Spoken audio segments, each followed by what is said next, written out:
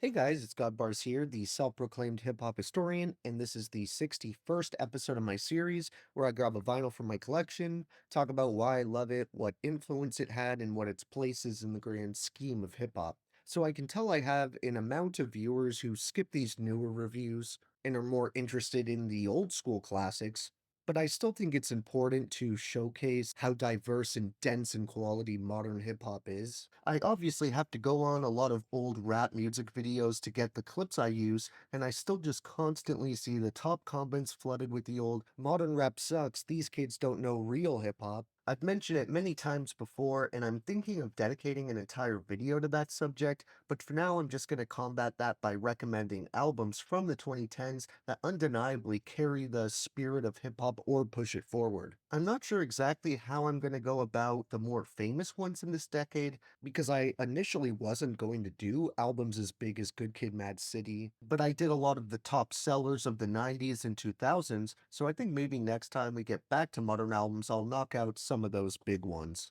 Keep in mind the ones in this group are by no means not popular or critically acclaimed, they just understandably might not have the outreach Kendrick does. Mick Jenkins is a good example of this because while he's been on a great streak with albums the last few years and gained more notoriety with each one, I initially became a fan off of his 2014 mixtape, The Waters. This was my freshman or sophomore year of high school, and my group of friends and I were just obsessed with this project and played it religiously. I had never heard someone with a flow like his. It's so insanely precise and controlled, yet experimental and technically impressive. He's also a gifted lyricist to boot, with intersecting, complexly structured rhyme schemes that hold vivid and powerful imagery and loads of wordplay and double entendres. It was also one of the first albums I'd heard in general with this strong a concept or at least theme, that of course being water. At times there's even sound effects of waves or other ocean noises, and it assists the instrumentals that already have a pretty watery texture on their own. I can remember so clearly just sitting back as a teen and listening to the whole experience,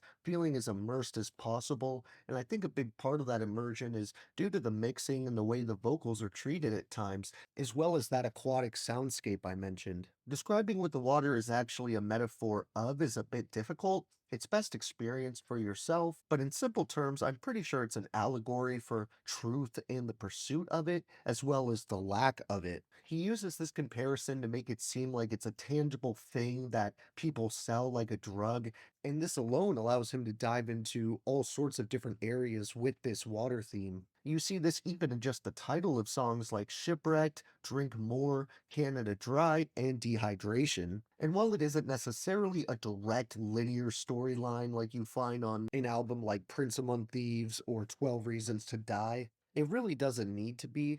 However, a concept is only as strong as the rapper who sets it up, and luckily Mick Jenkins is such a strong MC and lyricist that it's hard to imagine anyone else tackling this concept over these instrumentals. His rap style and flow is actually what initially caught my ear when I was introduced to him, and then the water aspect was just a bonus that I got once I listened to the full album. The way this dude delivers and structures his rhymes isn't just pleasing to the ear, it's incredibly complex and technical. His verses will be littered with descriptive similes and metaphors, and his proficiency in wordplay and double entendres makes every verse memorable. It's also one of the more diverse hip hop projects of the 2010s, definitely one of the more successful attempts at incorporating different styles of music while still keeping the album undeniably hip hop. Mick manages to lyrically dance over sinister trap beats just as easily as the boom bap jazzy ones, and it doesn't come off remotely corny or like he shoved trap drums into this project just to make it seem trendy.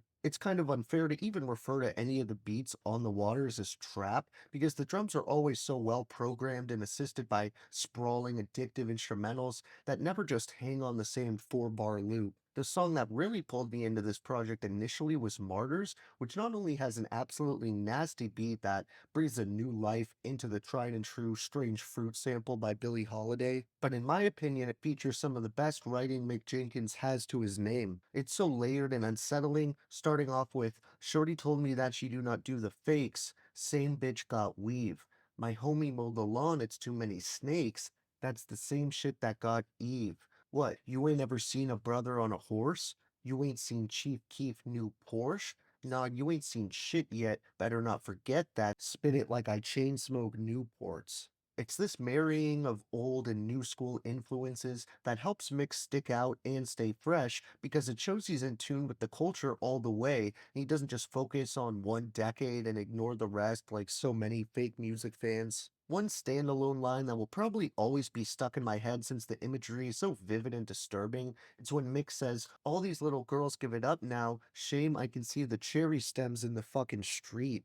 The last part I have to mention from this song is the run he goes into just a couple lines after the one I just read, and it's a great example of what an alien MC this dude is. Just before you forgot about him, overlooked or started doubting, I doused it with the flow and started talking all this water shit. It's like I started drowning in truth. The thought is pound and I started counting the loopholes in the stories that they tell us every evening at like 10 when Judy Sue is on your TV telling songs in the key of life. You was on your Stevie. I pray it's never too preachy, but I'm preaching, losing hella blood. These fuck homies leeching while you reaching. I'm like 6'5", stop it. We are not on the same plateau. Chateau de Seneschal, you just throwing shade at my shadow. Ginger ale in my chalice, I never been champagne shallow. I'd never run from a battle. I'd rather hang from the gallows. There's a good amount of features that assist with building this experience, many of whom are from the same general Chicago scene and shared an interest in jazz, R&B, and soul-influenced hip-hop.